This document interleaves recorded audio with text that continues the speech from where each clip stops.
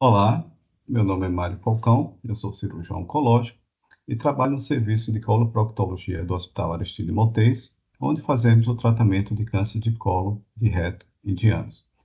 E hoje eu vim aqui para falar para vocês um pouco sobre o câncer coloretal.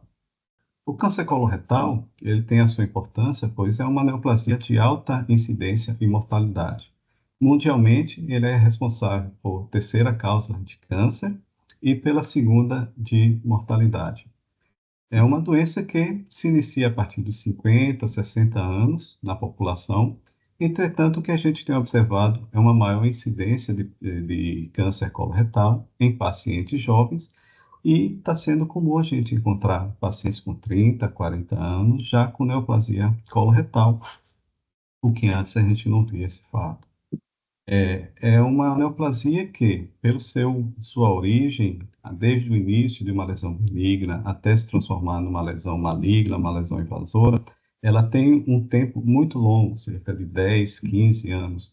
Isso permite com que ela tenha um alto potencial para prevenção, ou seja, a gente pode fazer exames que possam detectar essa lesão precursora antes dela vir a virar um câncer. E mesmo ele estando virado o câncer coloretal, ele quando for tratado em suas fases iniciais, o potencial desse paciente ficar curado é muito grande. Mais de 90% dos casos de câncer coloretal são curados nas suas fases iniciais. Aqui no Brasil, segundo os dados do Instituto Nacional do Câncer, estima-se que nós tenhamos mais ou menos 45 mil casos de câncer de colo e reto para o ano 2023, 24, 25, com uma mortalidade em torno de 20 mil casos por ano. Como eu falei, ele é o terceiro câncer mais frequente aqui na população e o segundo quando a gente faz uma estratificação por sexo. O colo, como sabemos, é uma parte final ali do intestino, né? Ele é responsável pela absorção de água e formação das fezes. Ele está presente praticamente em todos os quadrantes do abdômen e o câncer coloretal ele pode nascer em qualquer uma dessas localizações. Entretanto, o câncer ele é mais frequente, ele surge mais frequentemente no reto e no sigmóide, que corresponde a mais ou menos 60% dos casos, e a segunda localização mais frequente é no colo direito, correspondendo a mais ou menos 20 a 25% dos casos. A etiologia do câncer coloretal é bem conhecida. A gente tem a gente chama a sequência adenoma-carcinoma, né, que como todo câncer, ele começa com mutações que vão ocorrer no núcleo da célula. Essas mutações vão levar a uma proliferação celular e, no caso do câncer coloretal, essas lesões elas começam na mucosa, formando uma lesão adenomatosa, que pode ser uma lesão plana, uma lesão pediculada.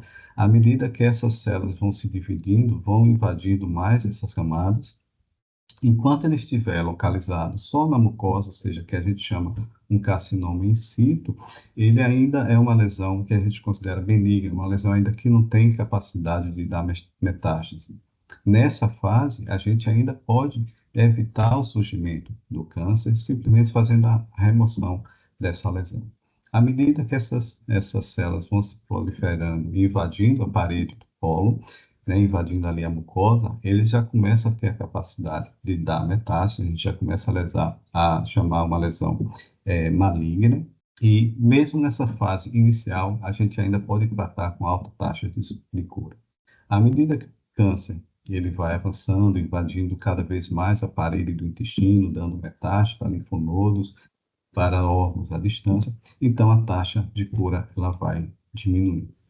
Os fatores de risco para o câncer coloretal, eles são bastante conhecidos, sendo o principal a idade, como eu já falei anteriormente, ou seja, pacientes que tenham mais de 50 anos, em torno da quinta, da sexta década, têm uma maior possibilidade, então, de desenvolver o câncer coloretal. Fatores ambientais, como a dieta rica em gordura, pobre em fibras, né? Uma dieta com alto consumo de carnes vermelhas, o tabagismo, o etilismo, né? O sedentarismo, a obesidade, são fatores que aumentam o risco de desenvolvimento coloretal. Nós podemos ter também algumas doenças que aumentam esse risco, como a doença inflamatória intestinal, como a doença de Crohn, ou mesmo, principalmente, a retocolite ulcerativa, elas têm, então, uma propensão a aumentar o risco de câncer coloretal. E também um antecedente pessoal ou familiar de câncer coloretal também é um fator de risco para o desenvolvimento. Falando sobre a prevenção e o rastreio do câncer coloretal, só fazendo parênteses aqui, a prevenção e o rastreio a gente vai fazer naqueles pacientes que estão assintomáticos, em que a gente vai tentar detectar essa câncer ou uma lesão precursora na sua fase inicial, né? Para fazer esse rastreio, a gente tem que classificar esses pacientes em baixo risco e em alto risco. E isso vai ser feito utilizando os fatores de risco que eu falei no slide anterior. A grande maioria da população vai ser classificada como de baixo risco, ou seja, que não tenha sintomas ou que não tenha história pregressa de câncer coloretal. E para aqueles pacientes que têm história familiar, têm aquelas doenças, ou se enquadram naqueles fatores de risco que eu citei anteriormente, eles vão ser classificados de alto risco e vão ter sua prevenção, seu rastreamento individualizado pelo seu médico. Para a grande população, né, que se encontra em baixo risco, os exames que a gente pode utilizar é a colonoscopia, que é um exame endoscópico que vai avaliar todo o colo por dentro, né? Um grande detalhe dessa colonoscopia, o empecilho que ela tem, é o preparo intestinal que precisa ser feito, né? Pois para fazer esse exame a gente precisa estar com o colo limpo, realmente fazer um preparo intestinal, e isso não pode ser feito em toda a população. E ela é indicada fazer a colonoscopia a cada 10 anos. A retossigmoidoscopia é um exame mais simples para ser feito. Ela tem a vantagem da colonoscopia que ela dispensa o preparo intestinal, né, a limpeza do colo. Portanto, ela só consegue ver essa parte final do intestino grosso, que é o descendente. Então, é um exame que fica incompleto. Ela deve ser realizada a cada 5 anos, associado à pesquisa de sangue oculto nas fezes, né, que não é um exame específico para o câncer coloretal. Esse exame vai identificar a presença de sangue nas fezes, que pode ocorrer em qualquer uma outra neoplasia do trato gastrointestinal ou mesmo lesões benignas também podem dar esse sangue positivo. Deve ser feito de forma anual e uma alteração, né, na pesquisa de sangue oculto nas fezes e na retossigmoidoscopia vai ser indicada então a realização da colonoscopia para que a gente possa avaliar esse colo todo. Para a população geral de baixo risco, a gente orienta a iniciar o rastreio aos 45 anos até os 75 anos. Rastreamento, antigamente a gente fazia a partir de 50 anos, mas algumas sociedades internacionais e brasileiras diminuiu esse início do rastreio para 55 anos, justamente pela crescente incidência de pacientes jovens com câncer coloretal. Dos pacientes de 76 a 85 anos, a gente deve individualizar a indicação da colonoscopia, visto que é um exame que requer o preparo, como eu já falei, e isso muitas vezes não dá para se fazer em pacientes com mais idade. E a partir de 85 anos, como forma de rastreio, a gente contraindica a realização da colonoscopia e que vai ser realizado somente em pacientes que têm sintomas. A grande maioria câncer coloretal, né, em torno de 70%, aí são o que a gente chama câncer de forma esporádica, ou seja, é decorrente de mutações que vão ocorrendo durante a vida do paciente e em torno da quinta, da sexta década é que aí vai surgir o câncer coloretal. Entretanto, a gente tem umas síndromes hereditárias, né, síndromes genéticas, que vão fazer com que surja o câncer coloretal em uma idade mais precoce, pacientes mais jovens. Uma das principais e mais conhecidas é a síndrome de Lynch, que é o HNPCC. É uma síndrome não polipóide e ela corresponde a mais ou menos 3 a 5% dos casos de câncer coloretal. Normalmente são pacientes mais jovens, abaixo de 50 anos. A localização desses tumores são mais proximais, cerca de 70% localizado no colo direito, né? Existe uma variante dessa síndrome que pode ocorrer não só câncer de colo e reto, como também endométrio, ovário, estômago, intestino, pâncreas, etc. Uma outra síndrome hereditária bastante conhecida é a polipose adenomatosa familiar. Ela corresponde a mais ou menos 1% dos casos de câncer coloretal e ele se inicia já na adolescência desses pacientes. E ela é caracterizada pela presença de centenas, milhares de pólipos que vão ocorrer no intestino grosso. É uma doença genética autossômica dominante, com uma penetrância de 100%, ou seja, 100% dos pacientes com adenomatosa familiar vão desenvolver câncer coloretal. Essa doença é provocada por uma mutação no gene APC, que é um gene supressor de tumor, e o que faz com que esses pacientes venham a ter em torno do surgimento do câncer em torno de 40 anos de idade. A história, como é um tumor da mucosa intestinal, a grande maioria vai ser o adenocarcinoma, entretanto, a gente pode ter outros tipos histológicos surgindo no colo, como tumor neuroendócrino, no tumor do estroma gastrointestinal. Com relação ao diagnóstico e o estadiamento, ele vai se basear no exame clínico, no exame endoscópico e no exame de imagem. Na avaliação clínica desse paciente, uma coisa importante que a gente precisa saber é que o tumor de colo e reto, ele é assintomático nas suas fases iniciais, né? Ou tem uns sintomas muito vagos. Quando o paciente for apresentar um sintoma, muitas vezes a gente vai estar diante de um tumor já em fase mais avançada. Então, o paciente pode se queixar de uma alteração do ritmo intestinal, que pode ser uma constipação, alternando com uma diarreia. Muitas vezes o paciente se queixa que vai várias vezes ao banheiro, 5, 10, 15 vezes ao banheiro, e consegue eliminar só uma pequena quantidade de fezes.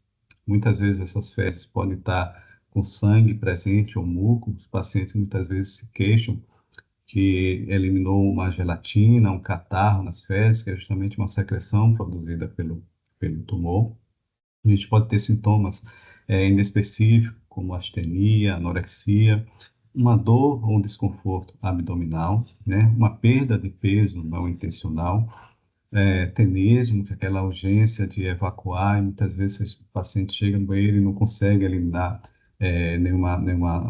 nenhumas fezes, e uma diminuição do calibre das fezes, principalmente que ocorre em pacientes com câncer de reto, em que os pacientes eliminam fezes, né, alongadas, filiformes. Esses são os nossos principais sinais de alerta.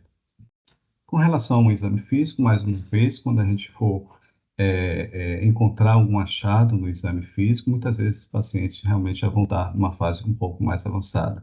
Então, a gente pode observar um paciente com emagrecimento, com mucosas hipocoradas, né, com anemia, ou até mucosas já ictéricas decorrente de metástase hepática. No abdômen, a gente pode encontrar uma distensão abdominal, que pode ser por um represamento de fezes, ascite, né, um tumor palpável, principalmente em flanco direito, em flanco esquerdo, uma hepatomegalia decorrente de metástase hepática. Podemos encontrar também um nódulo periumbilical, que é decorrente de uma metástase nessa região, que não é só específico do câncer de colo, qualquer neoplasia do aparelho digestivo ali pode apresentar essa metástase, já mostrando que se trata de uma doença em fase avançada. Linfonodomegalias também pode apresentar em região inguinal, principalmente. E o mais importante que a gente deve lembrar é de fazer o exame proctológico, um toque retal, nesses pacientes com queixa de sangramento, né, nas fezes, porque só com esse exame simples a gente pode conseguir diagnosticar, já encontrar uma lesão inicial e no reto e já iniciar a propedêutica para esse paciente. O diagnóstico laboratorial é inespecífico para o câncer de colo, mas a gente pode ver algumas alterações que o câncer, né, possa estar apresentando, ou mesmo de algumas comorbidades que o paciente já tenha. Então, um hemograma para a gente poder ver se tem alguma anemia, uma alteração da coagulação, da função hepática, renal. Um paciente que tenha algumas queixas, né, de algum sintoma que sugira um câncer gástrico do colo, a gente pode solicitar uma pesquisa de sangue oculto nas fezes, né, que não vai ser um exame, como eu já falei, não é um exame específico para o câncer coloretal. Qualquer sangramento de qualquer parte do aparelho digestivo pode dar uma pesquisa de sangue oculto nas fezes positivas, mas vai servir de alerta para a gente poder fazer o prosseguimento da investigação diagnóstica desse paciente, né? Os marcadores tumorais que a gente solicita para o câncer coloretal é principalmente o antígeno carcino embrionário, né, conhecido como CEA. serve como um diagnóstico da neoplasia, ele vai servir muito para estabelecer o prognóstico desse paciente ou o acompanhamento no pós-operatório.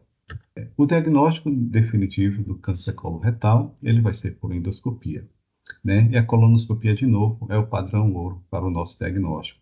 Ela vai poder, né, então, visualizar esse tumor no intestino, ele vai nos mostrar a localização desse tumor, vai permitir a realização de biópsia para a confirmação do diagnóstico, do tipo histológico da lesão, o grau de obstrução que esse tumor está provocando na luz intestinal, a existência de outros tumores concomitantes, a presença de adenomas de outros pólipos que possam estar presentes, que possam ser retirados.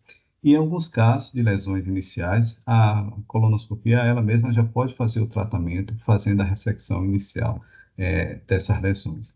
A retossigmoidoscopia, como eu falei, é também um bom exame para a visualização do colo. A limitação dela é só que ela só vai visualizar essa parte final do intestino até o colo esquerdo, né? Ela vai ser mais indicada naqueles pacientes que não tenham condições de submeter a uma colonoscopia, de fazer um preparo intestinal, e para aqueles pacientes que tenham tumores nessa localização. O diagnóstico por imagem vai servir principalmente para a gente fazer o estadiamento desse paciente, ou seja, a gente observa até onde esse tumor se espalhou, até onde ele deu metástase. A gente pode solicitar o raio-x de tórax, ultrassom de abdômen, entretanto, são exames com baixa especificidade. O que a gente solicita mais frequentemente é a tomografia de tórax, de abdômen e de pelve, que vai mostrar a presença de metástases pulmonares, metástase hepática, presença de linfonodos, megalias, retroperitoneais, mediastinais, etc. Para o caso de câncer de reto, um exame muito importante que a gente utiliza na avaliação inicial é a ressonância magnética. Ela consegue nos mostrar a penetração do tumor na parede, no mesorreto, a presença de linfonodos. E um outro exame também que a gente pode solicitar para o câncer de reto é a ultrassom endorretal, sendo esse exame mais indicado para lesões superficiais.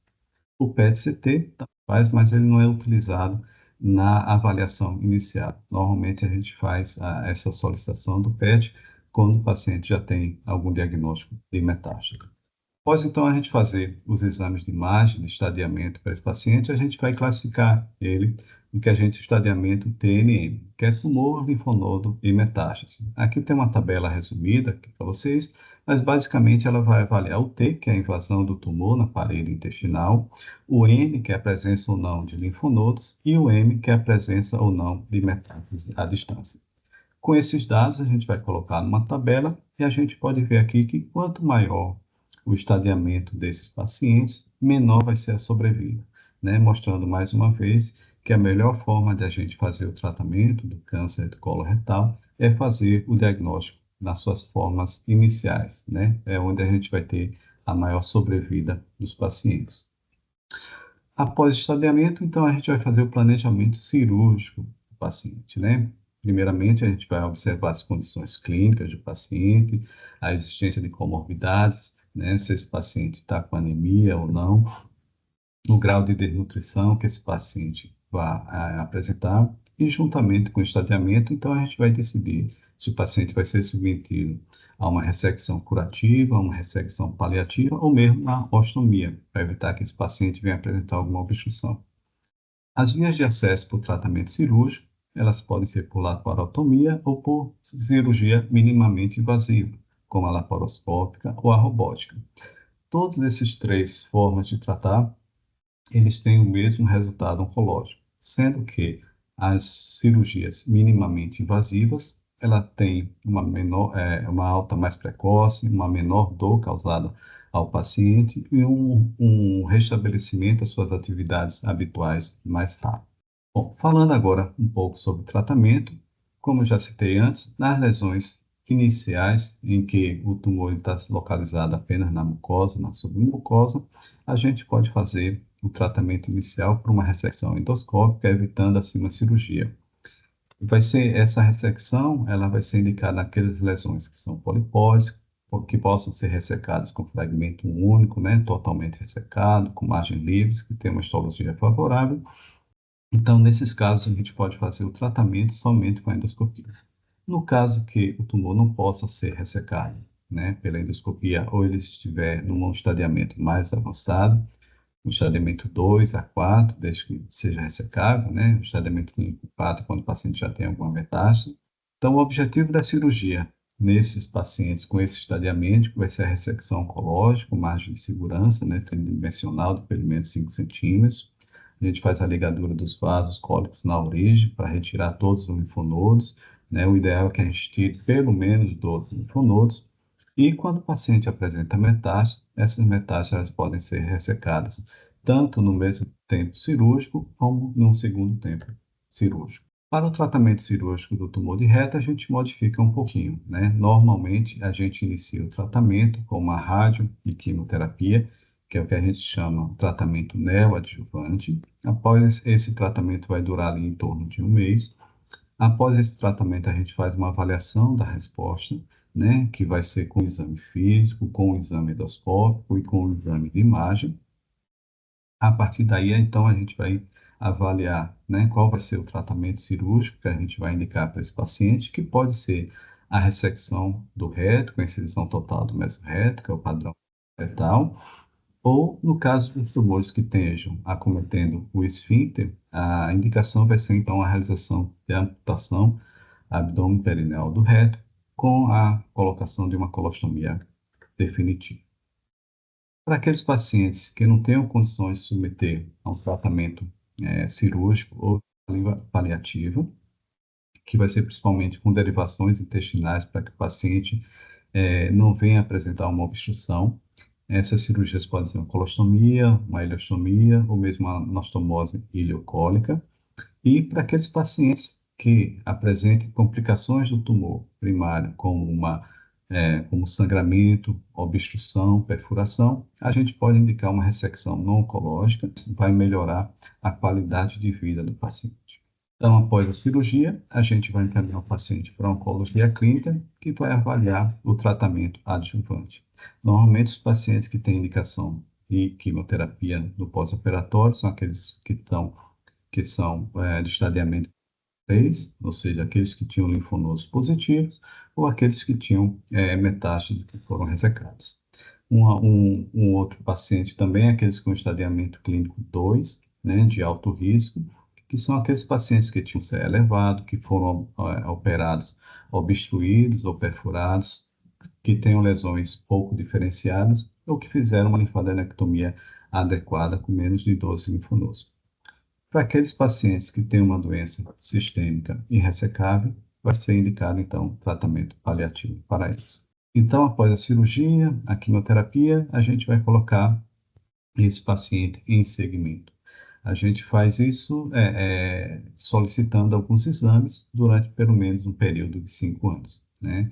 A gente solicita uma colonoscopia após um ano da cirurgia.